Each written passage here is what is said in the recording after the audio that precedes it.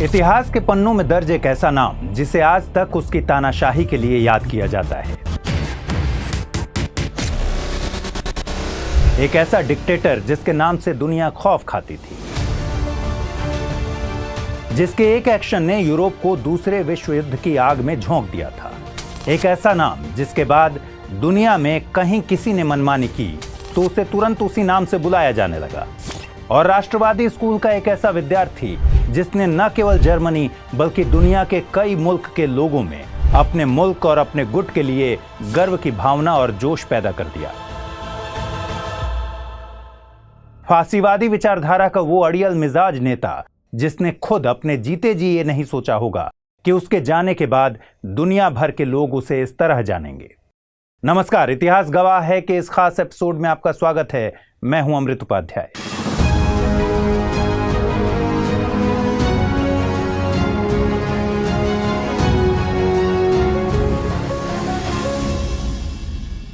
आपने कई बार राजनेताओं को एक दूसरे पर आरोप लगाते हुए यह जरूर सुना होगा कि वो अब हिटलर बन चुके हैं या वो नेता अपने यहां का हिटलर है।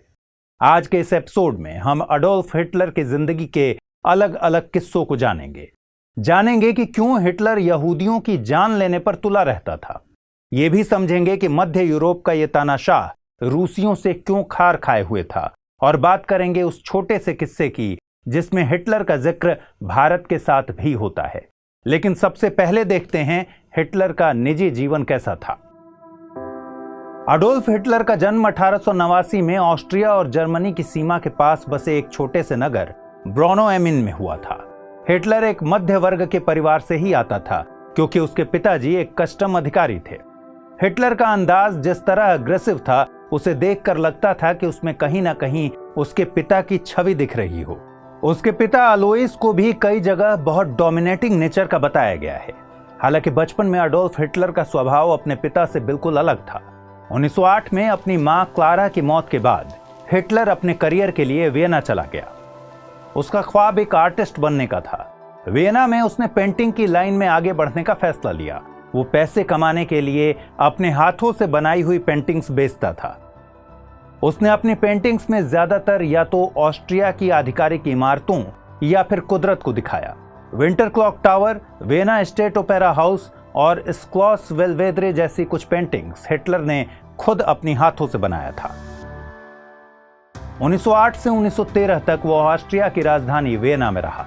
लेकिन ये 5 साल हिटलर की जिंदगी की दिशा तय करने वाला असली समय था।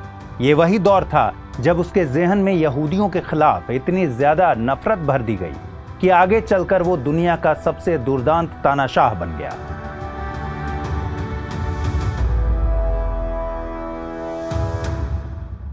एक कलाकार कैसे लाखों निर्दोष लोगों का शिकारी बन गया, इसकी कड़ी हम आगे जोड़ेंगे।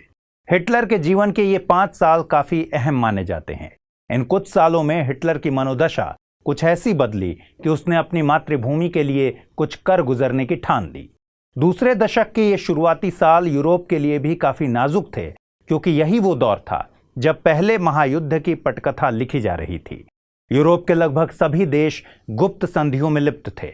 एक दूसरे के खिलाफ नृजातीय और धार्मिक दुश्मनी पनप रही थी और युवाओं के भीतर राष्ट्रवाद का जहर घोला जा रहा था। जर्मनी के युवा भी इससे अछूते नहीं थे। इधर हिटलर अपने आर्टिस्ट करियर में लगभग फेल हो चुका था और अब सेना में अपना योगदान देकर जर्मनी के प्रति अपनी वफादारी को जीना चाहता था। इस इरादे से वो 1913 में वियना छोड़कर जर्मनी के शहर म्यूनिख पहुंचा। म्यूनिख उस वक्त बवेरिया साम्राज्य में आता था।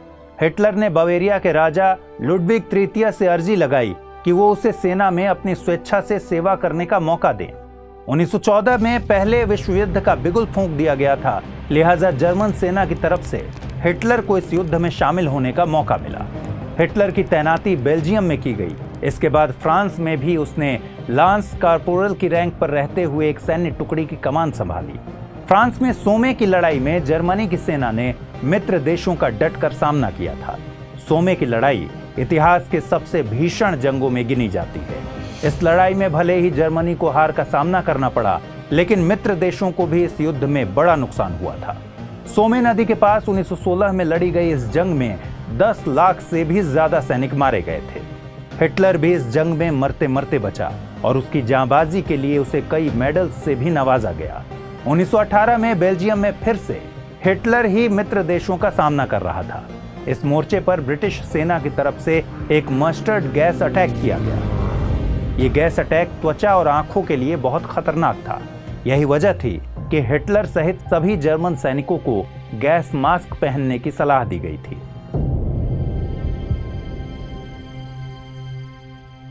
यहीं से हिटलर के जिंदगी से जुड़ी एक रोचक कहानी निकल कर आती है। आपने जब भी हिटलर की कोई तस्वीर देखी होगी तो उसकी मूंछों पर जरूर ध्यान गया होगा। हिटलर की मूंछें इतनी फेमस हुई कि लोगों ने इसे स्टाइल बना दिया और खुद उस स्टाइल को रखने लगे। हिटलर की मूंछें एक टूथब्रश की तरह दिखती थी। कुछ लोग मानते थे कि उस वक्त के जाने माने हास्य कलाकार चार्ली चैपलिन के जरिए ब्रिटिश सेना को चैलेंज करने के लिए हिटलर ने इस तरह की मूंछें रखी। लेकिन हकीकत यह है कि जब बेल्जियम के इप्रा में जर्मनी और ब्रिटिश सेना का आमना सामना हुआ तो ब्रिटिश सेना ने गैस अटैक किया था, जिसका जिक्र हमने अभी अभी थोड़ी देर पहले किया। जर्मनी ने इस अटैक से बचने के लिए ही हिटलर को अपनी मूंछों को काटने की सलाह दी ताकि लड़ाई के दौरान गैस मास्क उसके मुंह पर फिट हो सके। खैर, यह तो एक दिलचस्प किस्सा था। लौटते हैं कहानी पर। 1916 और 1918 में हुई दोनों लड़ाइयों और दूसरे मोर्चों पर जर्मनी को पहले विश्व युद्ध में मुंह की खानी पड़ी थी। हिटलर को हार का सामना करना पड़ा था, लेकिन इस हार ने जर्मनी और हिटलर के रसूख को बढ़ाने में बहुत बड़ी भूमिका निभाई। हार के बाद हिटलर तिलमिलाया हुआ था, लेकिन उसने लोगों में और सेना के जवानों में जोश भरना बंद नहीं किया। उसके भाषण काफी जोश से भरे रहते थे। हिटलर ने कहा, if you win you need not explain, if you lose you should not be there to explain. यानी अगर आप जीतते हैं तो आपको कुछ भी बताने की जरूरत नहीं है, पर अगर आप हारे तो आपको कुछ भी समझाने के लिए रहना ही नहीं चाहिए।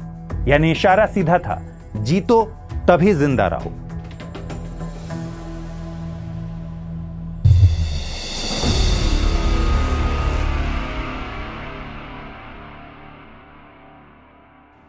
जर्मनी को फिर से उठाने और मित्र देशों से बदला लेने के लिए हिटलर ने लोगों को लामबंद करना शुरू किया।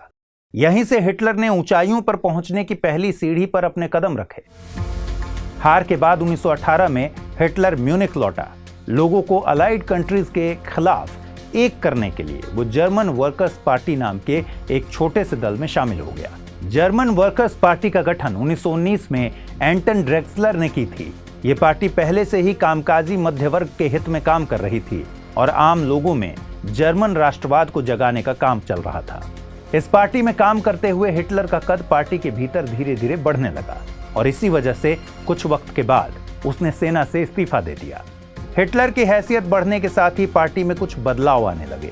1920 में पार्टी का नाम बदलकर national socialist German workers party रख दिया गया। इसमें नेशनल और सोशलिस्ट शब्द ही इसलिए जोड़े गए ताकि देश के बड़े और मध्यम तबके को राष्ट्रवाद से जोड़ा जा सके।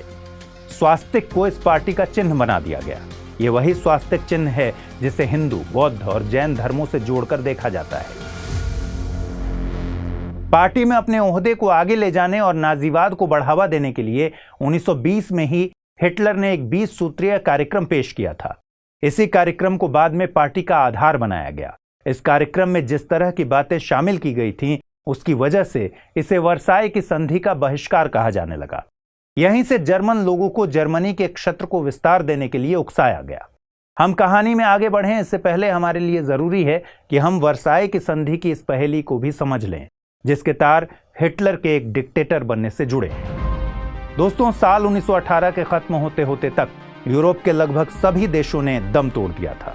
आखिरकार बड़ी त्रासदी के बाद नवंबर के महीने में पहला विश्व युद्ध भी खत्म हो गया। युद्ध में मित्र देशों की बड़ी जीत हुई और जर्मनी और उसके साथी देशों को मुंह की खानी पड़ी। जर्मन हार चुके थे, लेकिन पश्चिमी खेमा अच्छे से जानता था कि अपमानित हो चुके जर्मन लोग बदला लेने की कोशिश जरूर करेंगे। इसलिए मित्र देशों ने बड़ी ही चालाकी से एक शांति संधि तैयार की। अगले साल के जून महीने यानी जून 1919 में फ्रांस की राजधानी पेरिस से कुछ किलोमीटर दूर पश्चिम में स्थित पैलेस ऑफ वर्साई में मित्र देशों, उसके साथियों और जर्मनी की बैठक बुलाई गई। एक तथाकथित शांति संधि पर इन सभी देशों ने दस्तखत किए कि वर्साई की संधि जनवरी 1920 से लागू होगी और नीचे लिखी गई शर्तें जर्मनी को माननी ही होगी। शर्तों में कुछ ऐसा था कि हिटलर सहित सभी जर्मन्स को बेइज्जती महसूस होने लगी। हो भी क्यों ना, शर्तों में कुछ था ही ऐसा। शर्त थी कि जर्मन सेना अब 1 लाख से ज्यादा सैनिक नहीं रख सकती। शर्त थी कि मित्र राष्ट्रों को इस युद्ध में जितनी भी क्षति हुई, जितना भी नुकसान हुआ, उसकी भरपाई जर्मनी करेगा। चूंकि युद्ध के दरमियान जर्मनी ने फ्रांस के लोहे और कोयले का खूब इस्तेमाल किया, इसलिए कोयले से भरे जर्मनी के सार क्षेत्र पर अगले 15 सालों तक फ्रांस का कब्जा रहेगा। संधि के तहत जर्मनी के अधिकार वाले देशों को मित्र राष्ट्र के अधीन कर दिया गया। प्रशांत महासागर में मौजूद जर्मनी के अधिकार वाले तमाम द्वीपों को भी मित्र देशों को दे दिया गया। अफ्रीका में मौजूद उसके उपनिवेशों को उससे छीन लिया गया ताकि आर्थिक मोर्चे पर भी वो पस्त हो जाए।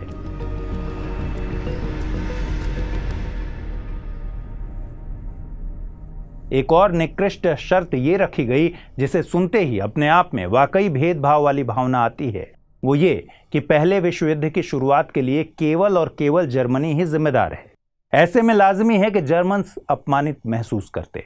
वर्साई की अपमानजनक संधि हिटलर को अंदर ही अंदर खाए जा रही थी। इसलिए उससे लंबा बदला लेने के लिए उसने national socialist German workers party यानी नाजी पार्टी के जरिए लोगों को लामबंद करने की योजना बना ली।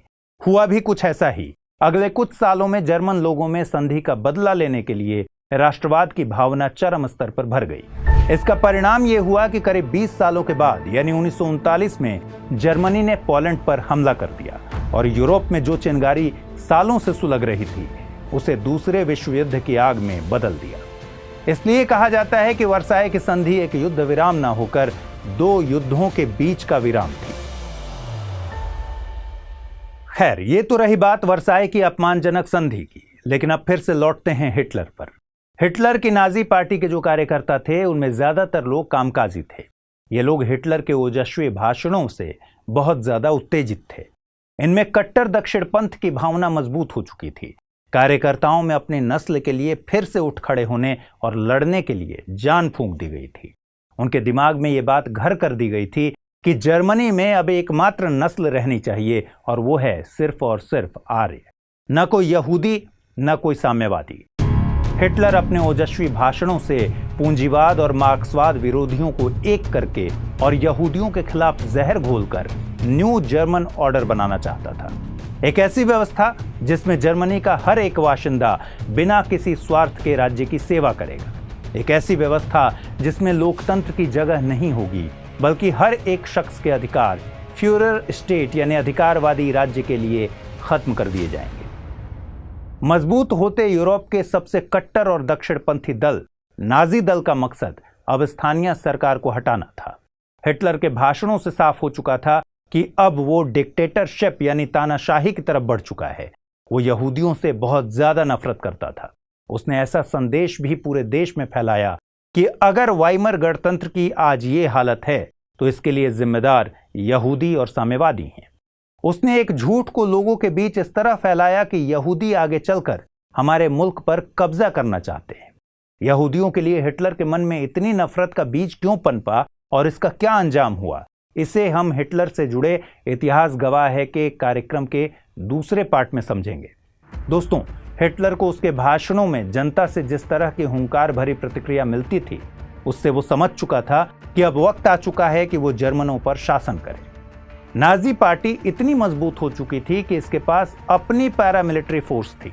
इस फोर्स को स्टर्मटलिंग कहा जाता था, जिसका मतलब होता है स्टॉर्म ट्रूपर्स।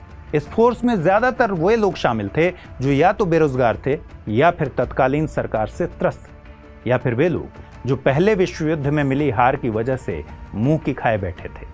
1923 आते आते तक इस नाजी पार्टी की अपनी फोर्स में 15,000 से ज्यादा विद्रोही शामिल हो चुके थे। इनके पास आधुनिक हथियारों का अपना जखीरा था।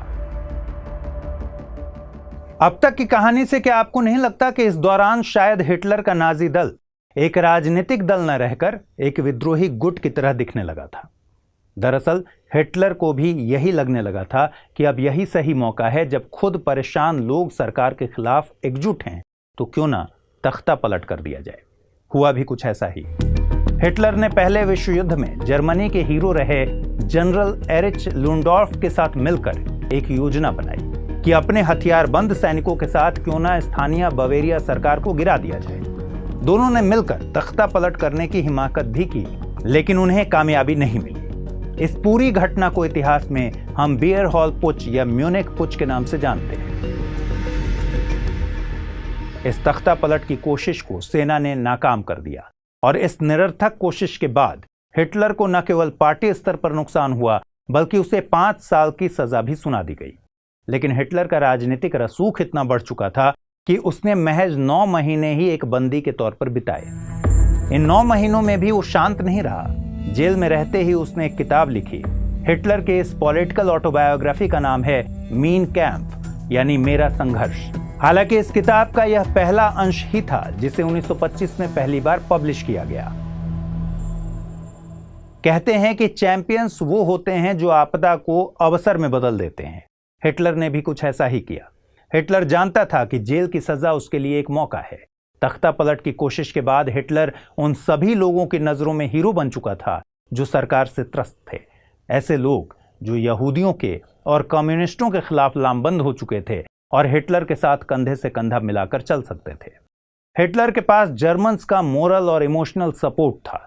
वो ज़हनी तौर पर इस बात के लिए तैयार था कि अगर इस वक्त वो अपने विचारों को जनता तक पहुंचाना चाहे तो ये उसके लिए बहुत आसान होगा। उसने जेल में रहते हुए लिखी अपनी किताब में नाजियों को सर्वोपरि मानने और यहूदियों को दुश्मन मानने जैसी बातें लिखी। उसने सीधे सीधे लिखा कि यहूदी जैसी अशुद्ध नस्ल को बाहर फेंकने का वक्त आ गया है। उसने पूर्व में जर्मनी के विस्तार का विचार रखा, जिसमें शामिल देश थे पोलैंड, चेकोस्लोवाकिया, ऑस्ट्रिया और रशिया। हिटलर की लिखी किताब मीन कैंप को पढ़ने के बाद न केवल जर्मनी बल्कि दुनिया भर में उसके चहेतों की संख्या बढ़ने लगी। 1925 में नाजी पार्टी की सदस्यता बढ़कर 25,000 हो चुकी थी और 1929 आते आते तक इसके सदस्यों की संख्या करीब करीब 2 लाख हो गई।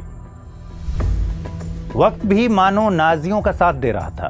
पहले विश्व युद्ध की त्रासदी के चलते जर्मनी दूसरे दशक में आर्थिक संकट झेल रहा था। लाखों लोग अपना रोजगार खो चुके थे। इधर 1929 की महामंदी की चपेट में आने के बाद जर्मनी जिन उधारों के सहारे थोड़ा बहुत चल पा रहा था, वे भी खत्म हो गए। सरकार के खिलाफ भी लोगों की नाराजगी बढ़ रही थी और इधर हिटलर का कद उसी तरह से बढ़ता जा रहा था। हिटलर के बढ़ते कद का प्रभाव आम चुनावों में साबित हो गया।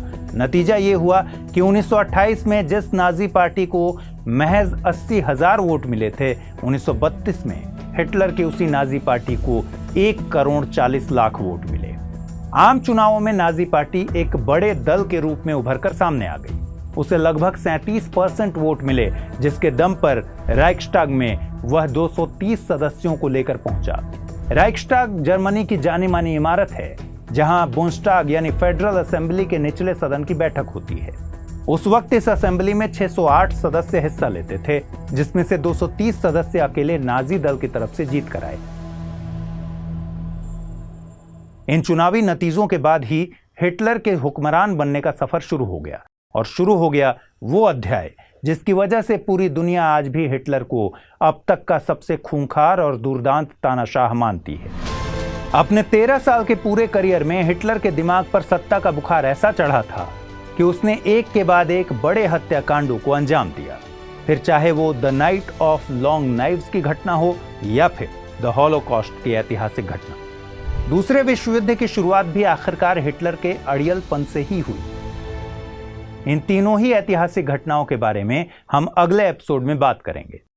आज के लिए इतना ही रखते हैं। बहुत जल्द हिटलर का दूसरा पार्ट हम लेकर हाजिर होंगे और आप उसे जरूर देखिएगा, क्योंकि उसके किस्से आज से भी ज्यादा रोचक होंगे। और स्टडी IQ IAS हिंदी को लाइक, शेयर और सब्सक्राइब करना मत भूलिएगा। फिलहाल मैं अमृत उपाध्याय आपसे विदा लेता हूं। जल्दी मिलते हैं हिटलर पार्ट 2 में।